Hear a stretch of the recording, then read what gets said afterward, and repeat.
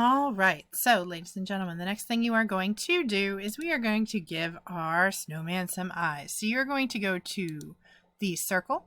You are going to draw 2 circles. You can kind of pick your shape, pick your size, pick your location, and then you are once again going to copy and paste, and you're going to create 2 of them.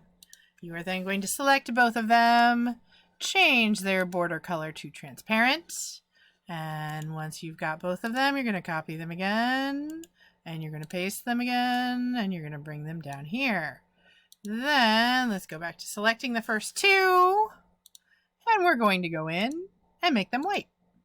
So we've got 2 at the top and 2 at the bottom. So we've got 2 whites and two blues. You want to make sure they are lined up kind of evenly. See if I got it there. It says it's evenly spaced, so I've got them evenly spaced. Our last detail that we're going to add to our little snowman is we are going to add buttons. You can add them as diamonds. You can add them as, I think this time I'm going to add them as hexagons. So you're going to add 2 hexagons. So I've made this hexagon here. I am going to, let's make it a little bigger. There we go. I've got it centered. I'm going to copy. I'm going to paste. I'm going to bring it down here.